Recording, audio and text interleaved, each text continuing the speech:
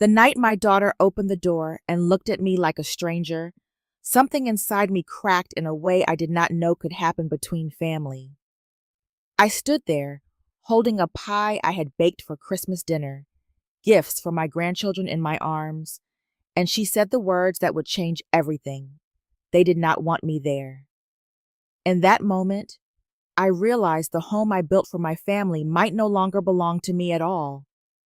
But what none of them knew was that the story of that house was far from over, and neither was I. Before we dive into today's story, take a moment to share where you're watching from. We love seeing how our stories bring people together from every corner of the world. Your thoughts and comments are what make this community so special, and we're truly grateful to have you here. If you haven't already, don't forget to hit that subscribe button and turn on notifications so you never miss a new story filled with drama, resilience, and unexpected twists. Now, settle in, get comfortable, and maybe grab your favorite drink because this is a tale you won't want to miss. Let's get started. My name is Margaret Hale, and at 67 years old, I believed I understood the shape of my life. I had spent more than 3 decades teaching American history at a public high school in Denver, Colorado. Teenagers passed through my classroom every year with the same mixture of impatience and curiosity. And I tried my best to teach them that history was not just about dates and wars, but about people trying to hold their families and their values together through uncertain times.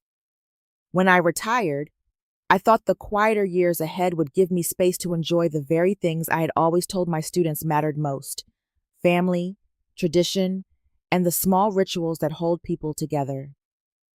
8 years earlier, my husband, Robert Hale, passed away after a sudden heart attack.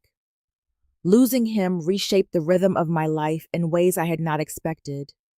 Our old house in Denver suddenly felt too large and too silent. Every room carried memories of our shared routines, from morning coffee in the kitchen to long evenings spent reading beside the fireplace. For a long time, I tried to keep everything exactly the same, as if the past might somehow continue if I did not disturb it. Eventually, I realized that holding on to the house was not the same as holding on to the love that had filled it. After many months of thinking, I sold the property and used most of the money to buy a wooden mountain house in Aspen, Colorado. The house sat on a gentle slope surrounded by tall pine trees with wide windows that looked out over the mountains. I did not buy it because it was luxurious. In fact, compared to the polished mansions that dotted the area, my house was modest. What mattered to me was the large living room with a stone fireplace and the long dining table that could easily seat 10 people. When I first walked through the door, I imagined my family gathering there every holiday. I could almost hear the laughter of future grandchildren echoing through the rooms. I had 2 children who I hoped would fill that house with life. My daughter, Charlotte Hale, was the older one, brilliant and determined from the time she was a child. She grew into a successful corporate attorney in Denver, working in a law firm that represented large companies and investors. I was proud of her discipline and intelligence. Yet after she married Daniel Whitmore, the son of a powerful real estate family, I began to notice subtle changes in the way she spoke and the things she valued. Her world slowly shifted toward formal dinners, professional networks, and social circles that felt dissident from the quiet life I understood. My son, Lucas Hale, was different in nearly every way. Lucas had worked for years as a firefighter in Colorado Springs before moving into a training position after an injury. He called often, sometimes just to ask if I had eaten dinner or if the weather in Denver had turned colder. Those simple conversations always reminded me that family did not need to be complicated to be real. That December, I prepared for Christmas the way I always had. I wrapped gifts for my grandchildren, folded a soft scarf I had knitted for Charlotte, and baked a pecan pie using the same recipe my mother taught me decades earlier. As I packed everything carefully into the car, I felt a quiet excitement building inside me. The drive from Denver to Aspen was long and winding, the road climbing gradually into the mountains. Snow began falling halfway through the journey, settling gently on the pine branches along the roadside. The landscape looked peaceful and familiar, like a postcard of winter in Colorado. As I followed the narrow road toward the house I had chosen for our family, I believed I was driving toward another Christmas that would bring us all together again. If you are still watching and already feel something is not quite right about that Christmas visit, comment number 1 below so I know you are here with me. What happened next at that door would change everything I believed about my own family. Now, let us move on to Chapter 2. The final stretch of road leading to Aspen had always been my favorite part of the drive. The highway slowly narrowed into a winding mountain route where tall pine trees stood like quiet sentinels on both sides of the road. That evening, the snow had begun falling more steadily, soft flakes drifting across my windshield as my headlights cut through the growing darkness. I drove slowly, not only because of the weather, but also because the sight of those familiar mountains always filled me with a calm sense of belonging. Over the years, I had made this trip many times, usually with the car full of groceries, decorations, and sometimes my grandchildren laughing in the back seat. The Aspen house had become the center of our family holidays. Every Christmas we gathered around the large wooden table near the fireplace, and the sound of conversation and clinking dishes carried through the rooms late into the night. As I guided the car along the last curve of the mountain road, those memories played quietly in my mind. When the house finally appeared through the trees, its windows glowing warmly against the dark hillside, I felt a small wave of relief. The porch lights were on, and the snow resting along the roofline made the entire place look like a picture from an old holiday card. For a moment, I simply sat in the car and looked at it, remembering the first time I had walked through the door years earlier and imagined my family filling every room. As I turned into the driveway, something immediately caught my attention. Several vehicles were parked in front of the house, but none of them belonged to my family. The cars were sleek, expensive models, the kind often seen outside upscale hotels or private clubs. Their polished surfaces reflected the porch lights in sharp lines. I slowed the car as I pulled in, studying the unfamiliar license plates. At first, I told myself Charlotte must have invited friends for a holiday gathering. It would not have been unusual for her to host a dinner with colleagues. Still, a quiet uncertainty settled somewhere in my chest. Charlotte had not mentioned any kind of party when we spoke a few days earlier. I stepped out into the cold air and opened the back seat to collect the things I had brought. The pecan pie rested carefully in its box, still carrying the sweet smell of toasted sugar and butter. I lifted the bag of wrapped presents beside it and tucked the knitted scarf safely over my arm. Each item had been chosen with care during the weeks leading up to Christmas.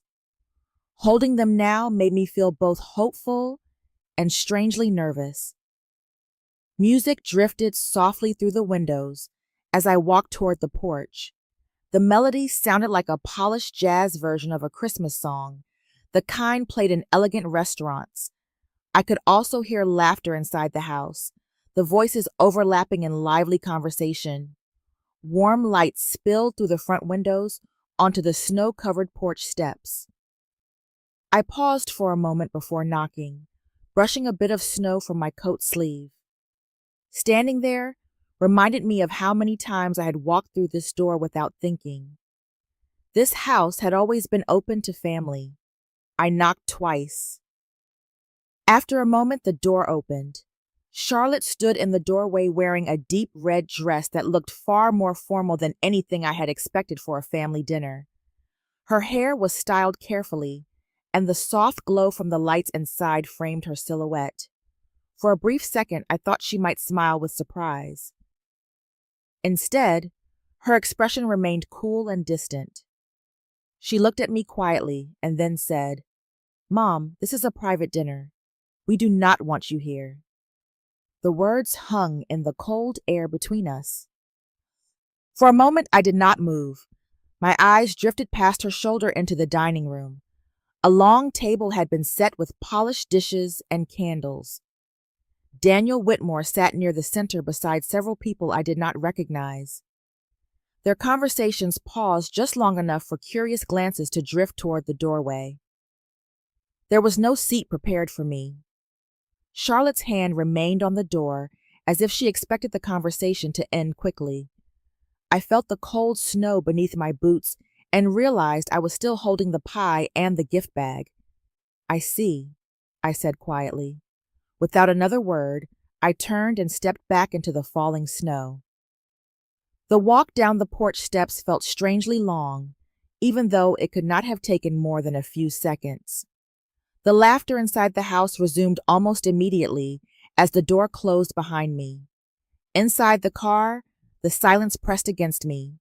My hands rested on the steering wheel while my breath fogged the windshield. The house glowed warmly through the snow, but I now felt completely separate from it. After a long moment, I reached into my handbag and removed a folder of legal documents. The papers belonged to the family trust created years earlier when I purchased the Aspen property. Charlotte had always believed the house was simply hers, but the truth, carefully written within those documents, was more complicated than that.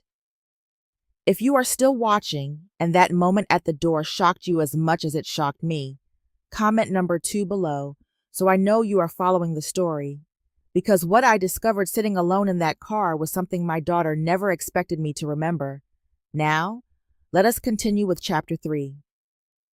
For several minutes after I closed the folder of legal documents, I remained in the car without moving.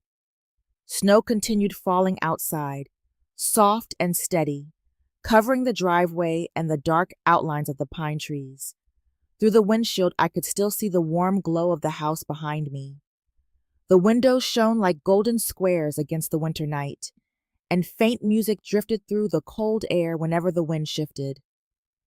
The contrast between the warmth inside and the silence surrounding me felt almost unreal. I had imagined walking through that door with my arms full of gifts, hearing the excited voices of my grandchildren, and setting the pecan pie down on the kitchen counter while Charlotte smiled at me the way she used to. Instead, I sat alone in the driver's seat, watching the snow slowly erase the tire tracks I had just made. After a while, I realized I could not remain there any longer. The house no longer felt like a place where I belonged tonight. I started the engine and carefully backed out of the driveway. The tires moved slowly over the snow-covered road as I began driving down the mountain toward the small town below. The road was quiet, almost empty at that hour. My headlights stretched across the winding pavement while the dark forest closed in on both sides. As I drove, my thoughts returned to Charlotte.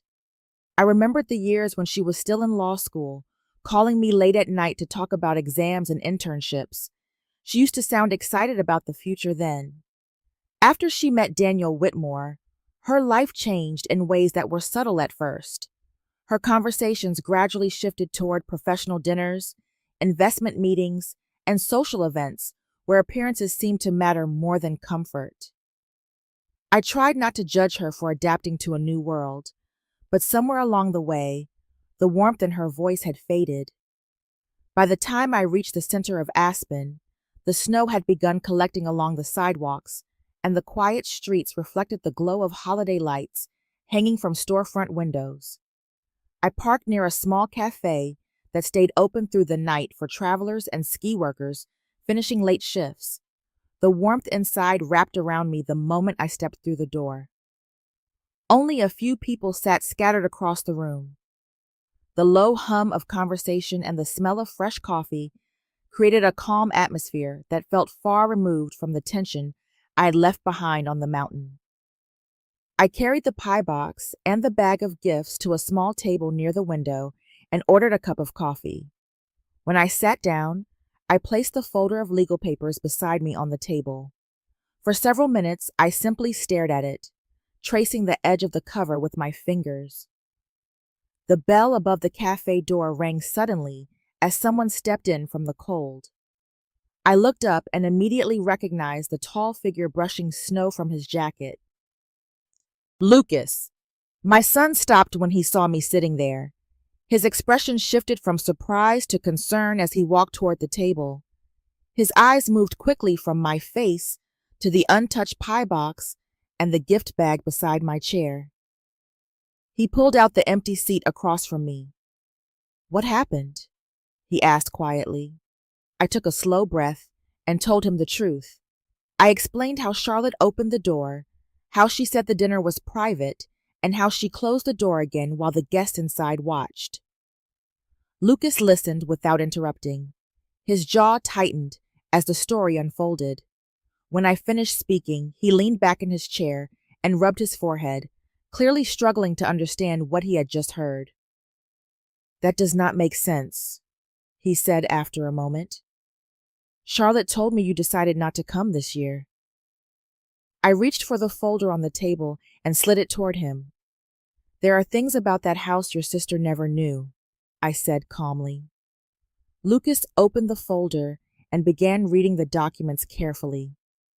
Page by page, his expression shifted from confusion to surprise. The legal language explained that the Aspen property belonged to a family trust established years earlier, which meant the house was never entirely Charlotte's to begin with. If you are still watching and you are starting to see how complicated this situation really is, comment number 3 below so I know you are still with me. Because once those documents were opened, the truth about that house began to surface. Now let us move on to Chapter 4. Lucas read the final page of the document slowly, his eyes moving back across a few lines as if he wanted to be certain he understood them correctly. The quiet hum of the cafe filled the space between us while snow continued falling outside the window. When he finally closed the folder, he placed his hands on top of it and looked at me with a mixture of disbelief and concern. So the house is not actually Charlotte's, he said carefully. His voice remained low, but the meaning of the words settled heavily on the table between us. I stirred the coffee in front of me, even though I had not taken a sip yet. The house belongs to the trust, I replied, and I am still the trustee. Lucas leaned back in his chair, letting out a slow breath. For years he had believed the Aspen property was simply Charlotte's home, something I had fully given to her after her marriage. The truth was more complicated, though I had never felt the need to explain it before. After Robert died, the lawyer who handled our estate planning suggested creating the family trust before I purchased the house. At the time, it seemed like a sensible precaution. The arrangement meant the property would remain protected as a long-term family asset rather than becoming something that could easily be sold or entangled in outside financial decisions. I never imagined that clause might matter during a Christmas conversation with my own daughter.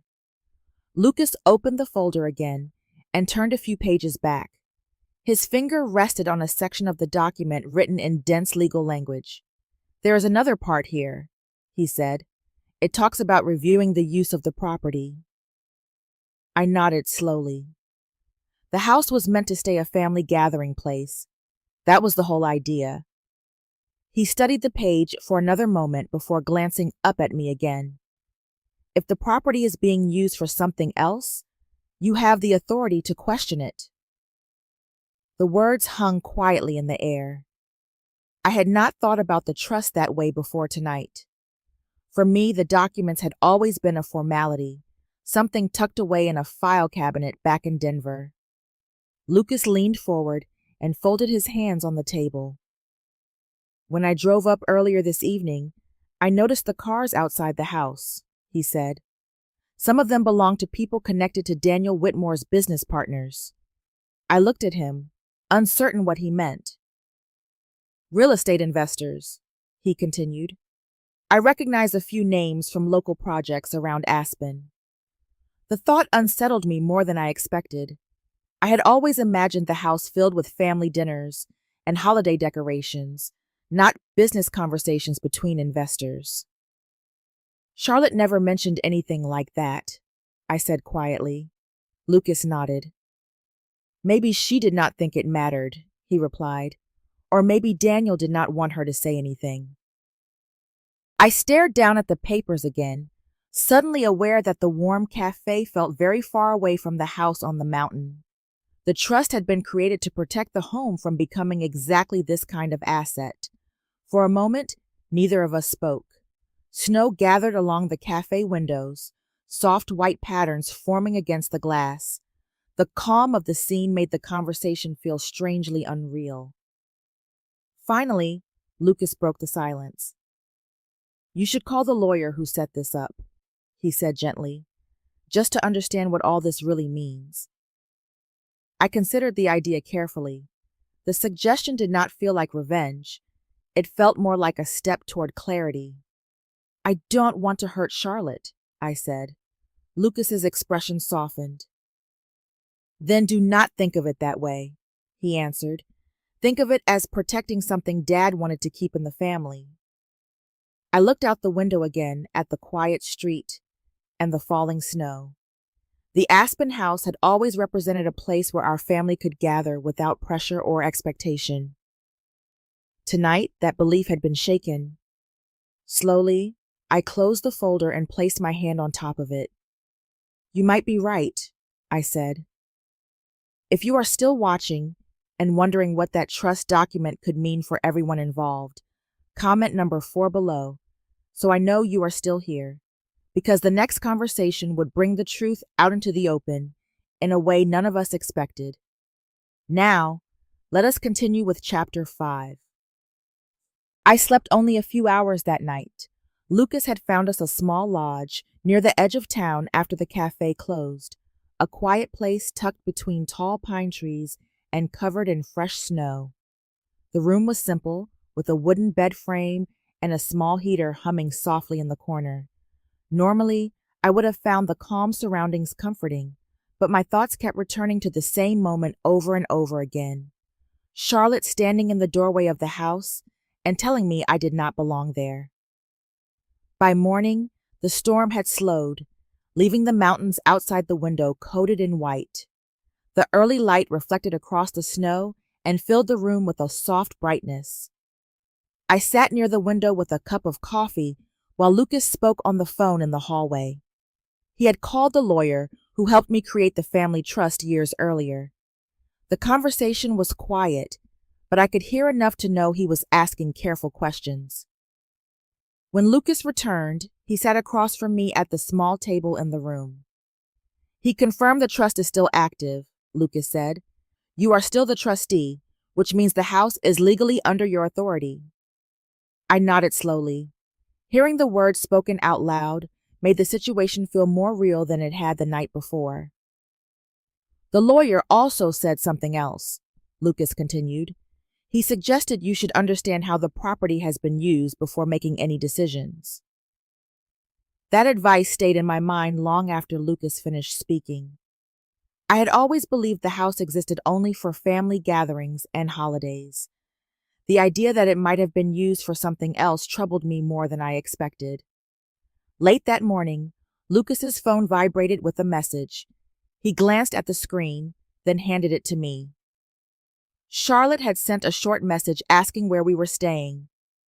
A second message followed only a few minutes later, explaining that Daniel wanted to speak with me about the trust and the documents connected to the house. The words were polite, but they carried a tension that was impossible to ignore. They must have learned about the trust already, Lucas said quietly. It did not take long for them to find us. Early in the afternoon, a dark luxury vehicle pulled into the small parking area outside the lodge. Through the window, I watched Daniel step out first, his posture stiff against the cold air. Charlotte followed a moment later, pulling her coat tightly around her shoulders. When they entered the lodge lobby, the atmosphere shifted immediately. Daniel greeted us with controlled politeness, but the strain beneath his composure was easy to see. Charlotte stood beside him, her expression far less confident than it had been the night before. We need to talk about the house, Daniel said. His voice carried the calm tone of someone negotiating a business arrangement rather than discussing a family matter. He explained that the legal structure of the trust could create unnecessary complications and suggested that transferring the property fully to Charlotte would simplify everything. According to him, the arrangement would avoid confusion in the future. I listened without interrupting. The words sounded reasonable on the surface, but something about his urgency felt misplaced. That house was never meant to be a financial arrangement, I replied quietly. It was meant to keep our family together. Daniel's expression tightened slightly. Charlotte remained silent beside him, her eyes shifting between us. In that moment, I realized the conversation was no longer about a misunderstanding at the door the night before. Daniel was speaking about the property as if it were an asset in a portfolio. For the first time, I began to suspect the Aspen house meant far more to him than a place for Christmas dinner. The lobby of the lodge was quiet that afternoon, the kind of quiet that belongs to small mountain places after the holiday crowds have already settled into their cabins. Lucas suggested we move to a sitting area near the fireplace so we could talk without drawing attention. The four of us sat in a loose circle of wooden chairs while the low fire crackled behind a metal screen. Daniel began speaking almost immediately, as if he had rehearsed what he wanted to say during the drive. He repeated his argument about the trust and the ownership of the Aspen house, explaining again that transferring the property completely to Charlotte would remove unnecessary complications. His words sounded calm and logical, but the tone reminded me of the way attorneys negotiate contracts rather than the way families solve misunderstandings. Charlotte remained unusually quiet beside him. She held her hands together in her lap and stared down at the floor while Daniel spoke. The confident daughter, I remembered, rarely stayed silent in a conversation. Lucas leaned forward slightly in his chair. "If the trust has been in place for years," he asked calmly, "why is it suddenly a problem now?" Daniel's expression tightened for a moment before he answered. "It is not exactly a problem," he replied. "It is simply better to resolve legal technicalities before they cause confusion." The explanation sounded smooth, but something about the speed of his response felt forced. Lucas nodded slowly, as if considering the answer. Then he spoke again, his voice steady. "When I drove up to the house last night, I noticed some of the cars parked outside. A few of them belong to investors who have been working with you on development projects around Aspen." The words seemed to settle heavily in the room. Charlotte looked up immediately, her brow tightening in confusion. Daniel shifted slightly in his chair, the first visible sign that the conversation was moving in a direction he did not like. "They were just friends visiting for the holiday," Daniel said. His reply came quickly, almost too quickly. I watched him carefully while he spoke. Over the years, I had learned that silence often revealed more than arguments. The hesitation before his answer had already told me something was wrong. "Daniel," I said quietly, "has the house ever been discussed as part of one of your projects?" For the first time, he paused long enough for the room to feel uncomfortable. Lucas reached into his coat and pulled out his phone.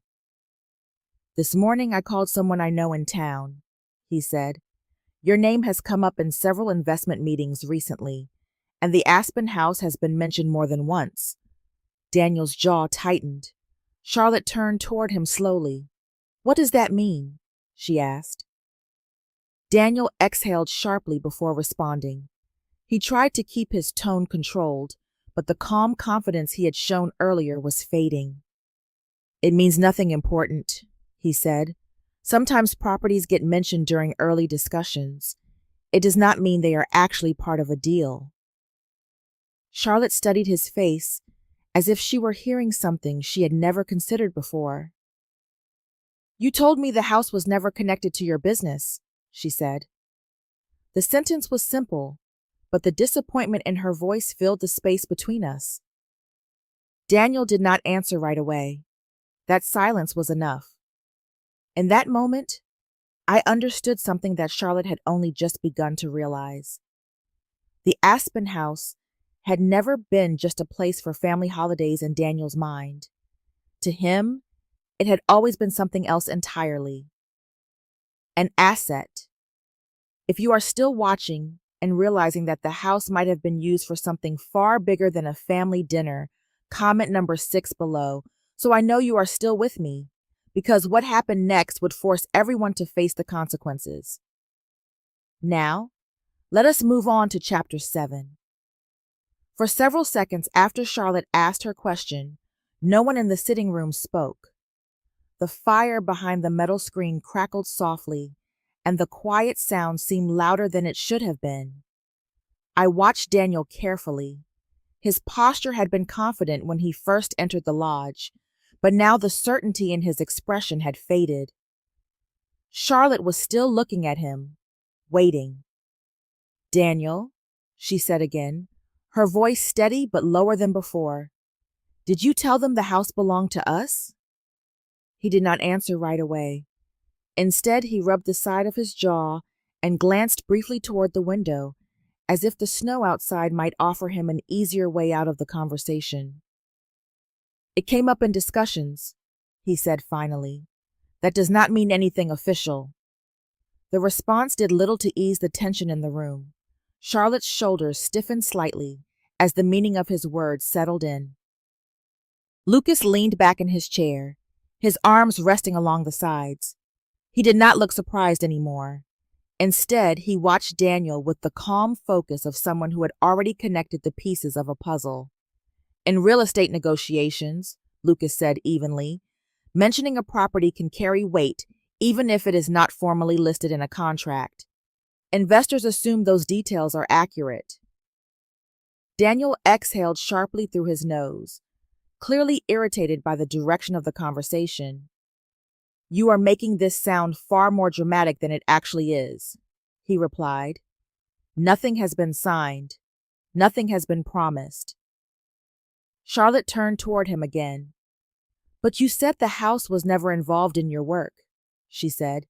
Daniel's expression tightened. "I said it was not part of the project," he answered. The distinction in his wording hung heavily in the air. I remained quiet while the conversation unfolded, studying my daughter's face. The confidence she carried so naturally had been replaced by something more fragile. Her eyes moved slowly between Daniel and Lucas, as if she were trying to understand how two versions of reality could exist at the same time. Outside the lodge window, the snowfall had become lighter, thin flakes drifting across the gray afternoon sky. Charlotte stood suddenly, pushing her chair back a few inches. "I need some air," she said. Without waiting for anyone to respond, she walked toward the door and stepped outside. Through the glass, I could see her standing on the wooden porch, her arms wrapped around herself as the cold wind moved through the trees. Daniel watched her go but did not follow. Lucas and I remained seated in the quiet room. Neither of us felt the need to fill the silence. For the first time since the night before, I felt something shift inside me. The anger I had expected to feel toward Charlotte was not there. Instead, I felt a quiet sadness. She had believed she was building a life in a world that valued success and status. Now she was beginning to see the cost of that belief.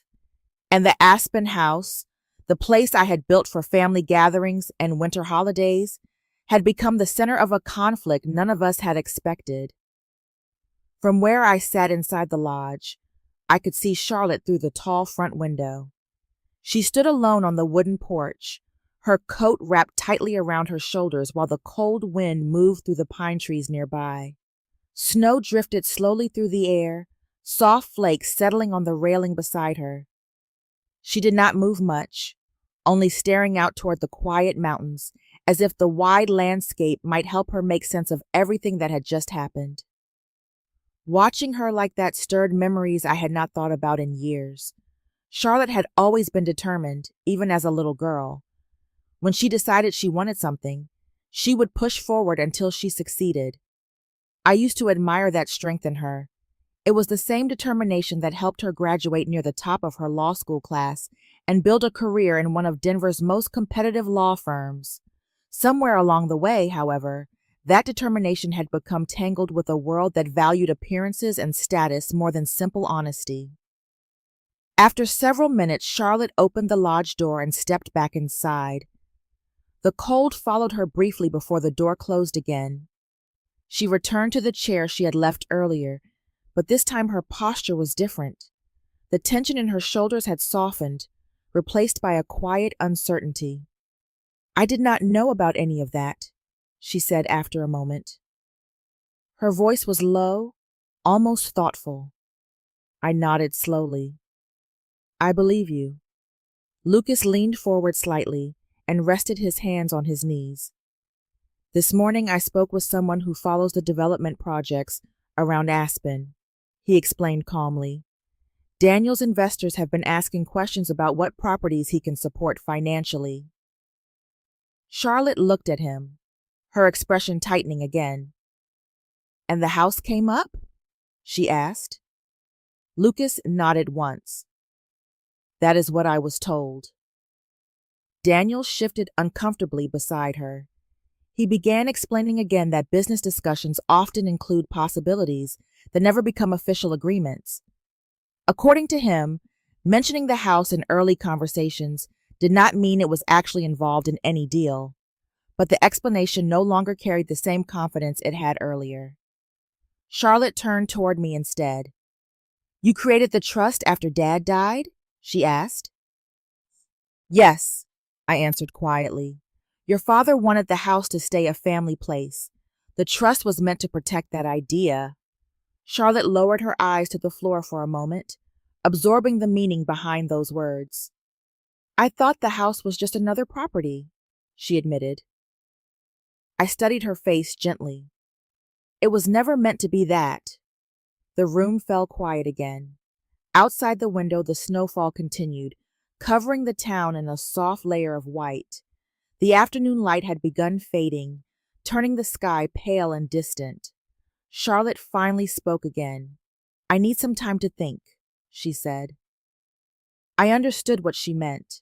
For the first time since the previous night, she was beginning to question the world she had trusted. If you are still watching and wondering whether a family can truly repair something this painful, comment number 8 below, so I know you are still here with me. Because the final moments of this story reveal whether a house built for family can become a real home again. Now let us move toward the ending of the story. Several days passed before I heard from Charlotte again. During that time, I returned to Denver and tried to settle back into the quiet rhythm of my home. The house there felt familiar and calm, yet my thoughts often wandered back to the mountains of Aspen. I kept remembering the moment when Charlotte stood in the doorway and told me I was not welcome. That memory still carried a sting, but it no longer felt as sharp as it had on Christmas night. One afternoon, my phone vibrated while I was sitting at the kitchen table reading. The message came from Charlotte. Her words were brief but very different from the confident tone she usually carried. She asked if I would consider coming back to Aspen. She said she wanted to talk again and hoped we could meet at the house. I stared at the message for several minutes before answering. Something in the way she wrote felt sincere, almost uncertain. Eventually, I replied that I would come. The drive through the mountains felt strangely familiar, almost like repeating the same journey from a few nights earlier. Snow still covered the roadside pines, and the narrow highway curved gently through the quiet landscape. This time, however, my thoughts were calmer. I was no longer wondering whether I would be welcome. When the Aspen house finally appeared through the trees, I noticed immediately that the driveway looked different. The expensive cars that had filled the space during the Christmas dinner were gone. Only Charlotte's vehicle remained near the garage. The house itself looked peaceful again. I stepped out of the car and walked slowly toward the front porch. The wooden steps creaked softly beneath my boots, the sound echoing in the still winter air. Before I could knock, the door opened. Charlotte stood there, holding the door with one hand. She was dressed simply in a sweater and jeans, her hair tied back without the careful styling I had seen during the party. She looked tired, but there was a sincerity in her expression that I had not seen in a long time. "I am sorry," she said quietly. The words came without hesitation. She explained that she had spent the past few days thinking about everything that happened. She admitted she had allowed Daniel's world to shape how she viewed success and belonging. In trying to prove herself in that world, she had slowly pushed away the people who mattered most. I listened without interrupting. When she finished speaking, Charlotte stepped aside from the doorway. The house behind her looked different now. The formal table arrangement from the Christmas dinner was gone. The dining room looked simple again, almost like it had during the first years we gathered there as a family. For a moment, we simply stood there. Then I stepped across the threshold. This time, I was not being turned away from the house I had built for my family. I was finally being welcomed back inside. Stepping back into the Aspen house felt strangely familiar, as if the walls themselves remembered the years before everything became complicated. The warmth inside wrapped around me the moment Charlotte closed the door behind us. Outside, the mountains were still covered in fresh snow, and the quiet winter light filtered through the tall windows along the living room wall. I paused for a moment just inside the doorway, taking in the small changes around me. The polished decorations and formal arrangements that had filled the house during the Christmas dinner were gone. The dining room looked simpler now. The long wooden table remained in its usual place, but the expensive settings had been replaced by plain dishes and folded linen napkins. It reminded me of the early years when the house first became part of our family traditions. Charlotte moved quietly through the kitchen, placing a kettle on the stove before returning to the dining table. There was something different about her movements. The confident composure she once carried had softened into something more thoughtful. "I looked through some of Daniel's files," she said after sitting down. Her voice was calm but tired. She explained that in several early discussions with investors, Daniel had allowed the Aspen house to be mentioned as part of his financial credibility. The property had never officially entered any project, but its value had clearly strengthened his position during negotiations. Listening to this confirmed what Lucas had suspected. Charlotte lowered her eyes briefly before continuing. "I did not understand how easily a home could become just another asset in that world." I rested my hands on the table, feeling the smooth surface of the wood beneath my fingers. Robert and I had chosen this table together years ago, imagining the holidays our family would spend gathered around it. "That is why the trust exists," I said quietly. "Your father wanted the house to stay a place where family mattered more than money." Charlotte looked up at me then, her expression steady. "I am glad you protected it." For a while, we simply sat together in the quiet room, while snow continued falling outside the windows. The silence no longer felt heavy or uncomfortable. Instead, it felt like the beginning of something steady and honest. A house could be built with money, but a home only survived if the people inside remembered why it was created. In the end, a house is never truly defined by its walls, its location, or even the money that built it. A real home is shaped quietly over time by memories, forgiveness, and the courage to face uncomfortable truths.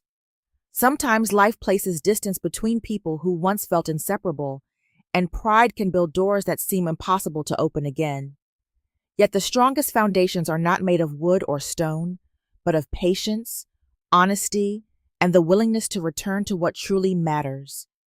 When people pause long enough to remember where they came from, even the coldest winter can soften into something warmer. If this story resonated with you, thank you for being here and sharing this moment. Feel free to leave your thoughts in the comments and let others know what you would have done in a similar situation. And if you enjoy meaningful stories like this, consider following and subscribing so you do not miss the next one.